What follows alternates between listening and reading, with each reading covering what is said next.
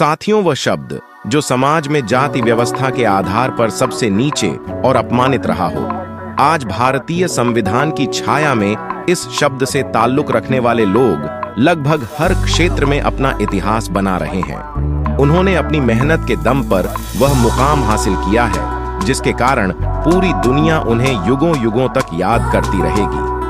आज की वीडियो में हम आपको 6 ऐसी महान शख्सियतों के बारे में बताएंगे जिन्होंने भारतीय राजनीति में एक दलित नेता के रूप में पहचान बनाई है। शुरुआत करते हैं बहन कुमारी मायावती जी से।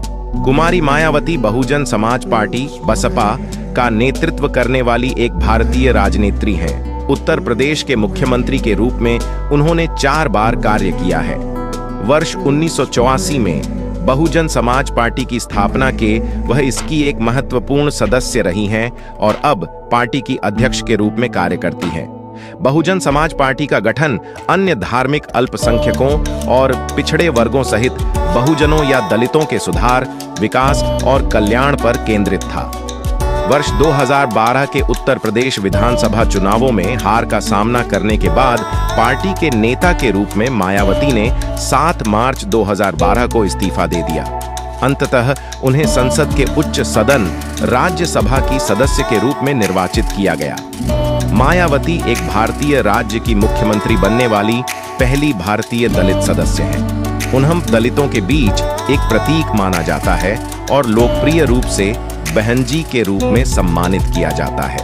पार्टी की एक नेत्री के रूप में बहुजन समाज पार्टी के लिए बहुत सा धन जुटाने के लिए उनकी सराहना की गई है। मायावती का जन्म 15 जनवरी 1956 को दिल्ली के श्रीमती सुचेता कृपलानी अस्पताल में हुआ था। उनकी मां का नाम रामरती है। गौतम बुद्ध नगर में बादलपुर में उनके पिता प्रभुदास एक डाक कर्मचारी थे।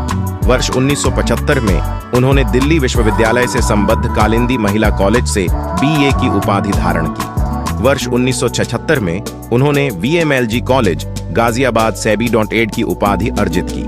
उसके बाद वर्ष 1983 में दिल्ली विश्वविद्यालय से उन्होंने एलएलबी किया। बीएड का पाठ्यक्रम पूरा करने के बाद मायावती ने अपने पड़ोस में छात्रों को पढ़ाना शुरू किया और साथ ही आईएएस परीक्षा की तैयारी भी कर रही थीं। एक बार वर्ष 1977 में जाने माने दलित राजनेता कांशीराम उनके घर परिवार से मिलने आए। वह मायावती के वार्ता कौशल और विचारों से प्रभावित हुए और उन्हें राजनीति में शामिल होने के लिए प्रेरित किया। वर्ष 1934 में कांशीराम ने बहुजन समाज पार्टी की स्थापना की और उन्हें इसके सदस्य के रूप में शामिल किया। भारतीय राजनीति में यह उनका पहला कदम था। वर्ष 1979 में पहली बार वह संसद सदस्य के रूप में चुनी गई थीं। वर्ष 2006 में मायावती ने कांशीराम का अंतिम संस्कार किया, जिसे लिंग अभिन्नति के खिलाफ पार्टी की अभिव्यक्ति और विचारों के रूप में माना गया, क्योंकि भारतीय हिंदू परिवारों में दिवंगत व्यक्ति का अंतिम संस्कार परंपरागत रूप से परिवार के पुरुष उत्तराधिकारी द्वारा किया जाता है। वर्ष 1996 से 1968 तक उन्होंने उत्तर प्रदेश राज्य विधानसभा में विधायक के रूप में कार्य किया। 21 मार्च 1987 को दूसरी बार वह उत्तर प्रदेश की मुख्यमंत्री बनी और 20 सितंबर 1987 तक इस पद को बरकरार रखा। 15 दिसंबर 2001 को दलित नेता कांशीराम ने एक भव्य रैली में घोषणा की कि मायावती उनकी राजनीतिक उत्तराधिकारी होंगी और उनके साथ साथ बहुजन आंदोलन की एकमात्र उत्तराधिकारी होंगी। आयरन लेडी कुमारी मायावती नामक पुस्तक वरिष्ठ पत्रकार मोहम्मद जमील अख्तर ने लिखी थी। यह पुस्तक 14 अप्रैल 1999 को डॉक्टर अंबेडकर की जयंती की पूर्व संध्या पर श्री कांशीराम द्वारा प्रकाशित की गई थी। दूसरे नंबर पर आते हैं चंद्रशेखर आजाद रावण। ये एक ऐसे राजनैतिक नेता है को खुद को समाज कार्यकर्ता कहते हैं और साथ ही कहते हैं कि ये केवल निचले तबके के नागरिकों के हाकू के लिए खड़ीडीडीएछे होना चाहते हैं। इनको टाइम पत्रिका ने ऐसे 100 उभरते नेताओं के सूची में भी शामिल किया गया है जो भविष्य को आकार दे रहे हैं। दलित वर्ग के साथ अल्पसंख्यक वर्ग के लोग भी इनका समर्थन करते हैं।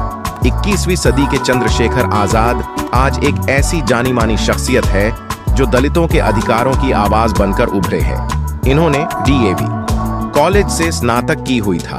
साथ ही प्रोफेशन से ये एक वकील है, लेकिन दलितों के हितों के लिए ये सामाजिक कार्यकर्ता के रूप में कार्य करते हैं। भीम आर्मी सेना के संस्थापक चंद्रशेखर ने 15 मार्च 2020 में काशीराम की जयंती के अवसर पर स्वयं की राजनीतिक पार्टी की घोषणा कर दी। घोषणा करते समय उन्होंने अपना पार्टी का नाम आजाद समाज पार्टी ASP रखा। उन्होंने कहा कि ये एक बहुजन संगठन है। इस संगठन का मुख्य उद्देश्य भेदभाव, ऊंच नीच, छुआछूत जैसी नकारात्मक भावनाओं को देश से जड़ से खत्म करना और शिक्षा के माध्यम से बहुजन मुक्ति के लिए उचित कार्य करना है। यहाँ आपको चंद्रशेखर आजाद रावण के बारे में विस्तृत रूप से बताया जा रहा है। चंद्रशेखर को चंद्रशेखर आजाद रावण के नाम से भी जाना जाता है। इनका जन्म उत्तर प्रदेश के सहारनपुर जिले के छुटमलपुर कस्बे में 3 दिसंबर 1986 में हुआ था। इनके पिताजी नाम गोवर्धन दास था, जो एक सरकारी स्कूल के सेवानिवृत्त प्रिंसिपल थे, तथा माताजी का नाम कमलेश देवी है। उनके 2 भाई भारत सिंह और कमल किशोर हैं। चंद्रशेखर आजाद एक भारतीय राजनीतिज्ञ, वकील एवं दलित कार्यकर्ता है। इनकी पत्नी का नाम वंदना कुमारी है और इनके बेटे का नाम युग है। चंद्रशेखर आजाद रावण भीम आर्मी के संस्थापक और अध्यक्ष के रूप में जाने जाते हैं। भीम आर्मी का पूरा नाम भारत एकता मिशन भीम आर्मी है, जिसकी स्थापना 2015 में उन्होंने विनय रत्न सिंह और सतीश कुमार के साथ मिलकर की थी। शुरुआत में इस आर्मी का उद्देश्य दलित समाज की सेवा करना को धन एकत्रित करके गरीब कन्याओं का विवाह कराना था। लेकिन रामनगर में हुए बवाल के बाद इस संगठन का स्वरूप बदला और इसने दलितों के हकों के लिए आवाज उठानी शुरू कर दी। बाबा भीमराव आंबेडकर जी ने दलित समाज को भारत की मुख्य धारा में लाने का काम किया था। आज समाज का दलित वर्ग खुद को दलित कहने में फक्र महसूस करता है।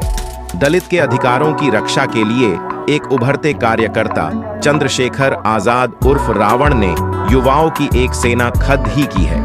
सहारनपुर के घड़ियच कौली गांव के प्रवेश करते ही आपको गांव के प्रवेश बोर्ड पर द ग्रेट चमार डॉ भीमराव अंबेडकर ग्राम घड़ियच कौली आपका स्वागत करता है लिखा हुआ दिखेगा, जो दर्शाता है कि उनको अपनी जाति पर फक्र है, न कि कोई शर्मिंदगी। तीसरे नंबर पर आते हैं चिराग पासवान। यह भी एक दलित समाज से ही बिलोंग करते हैं। चिराग पासवान एक भारतीय राजनेता हैं। वह लोक जनशक्ति पार्टी से संबंधित है। उनकी राजनीतिक पृष्ठभूमि है क्योंकि वह संसद सदस्य और केंद्रीय मंत्री रामविलास पासवान के पुत्र हैं।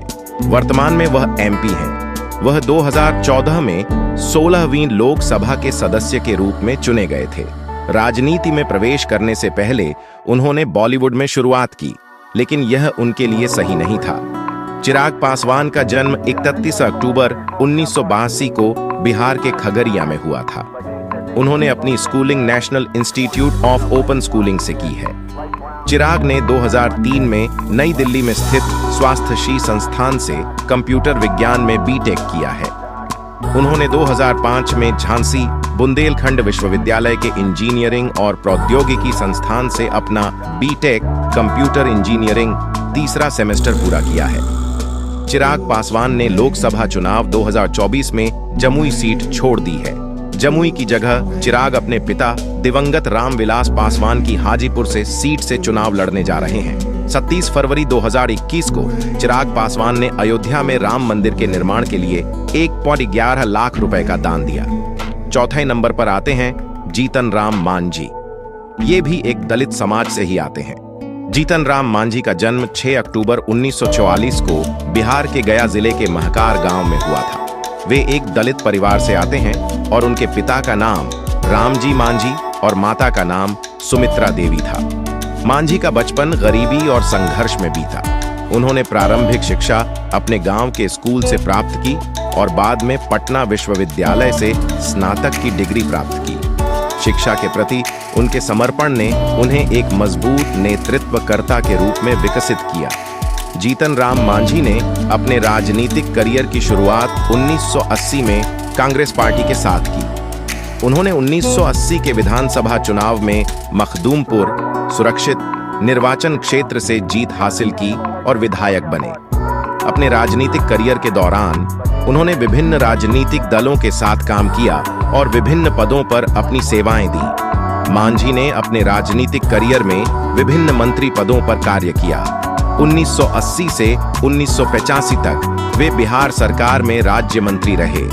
1985 में उन्होंने कांग्रेस पार्टी छोड़ दी और जनता दल में शामिल हो गए। इसके बाद उन्होंने राष्ट्रीय जनता दल, राजद और जनता दल यूनाइटेड के साथ भी काम किया। 5वें नंबर पर आते हैं रामनाथ कोविंद। रामनाथ कोविंद का जन्म 1 अक्टूबर 1945 को उत्तर प्रदेश के कानपुर देहात में हुआ था। कोविंद ने कानपुर यूनिवर्सिटी से बीकॉम और एलएलबी की पढ़ाई की है। गवर्नर ऑफ बिहार की वेबसाइट के मुताबिक कोविंद दिल्ली हाई कोर्ट में 1977 से 1969 तक केंद्र सरकार के वकील रहे थे। 1980 से 1973 तक केंद्र सरकार के स्टैंडिंग काउंसिल में थे। दिल्ली हाई कोर्ट और सुप्रीम कोर्ट में इन्होंने 16 साल तक प्रैक्टिस की। 1971 में दिल्ली बार काउंसिल के लिए नामांकित हुए थे। 1994 में कोविंद उत्तर प्रदेश से राज्यसभा के लिए सांसद चुने गए। वह 12 साल तक राज्यसभा सांसद रहे। वे कई संसदीय समितियों के सदस्य भी रहे हैं। दोस्तों, अगर आपको हमारी यह वीडियो पसंद आई हो तो इस वीडियो को ज्यादा से ज्यादा शेयर करें, जिससे उन्हें पता चल सके कि हमारे दलित समाज में भी इतने बड़े बड़े नेता हैं। जब बच्चे इस वीडियो को देखेंगे तो भी इन लोगों से प्रेरणा लेकर जीवन में कुछ बड़ा करने की सोचेंगे। आप लोग इस वीडियो को अपना कीमती लाइक और सब्सक्राइब अवश्य प्रदान करें। वीडियो देखने के लिए दिल से धन्यवाद।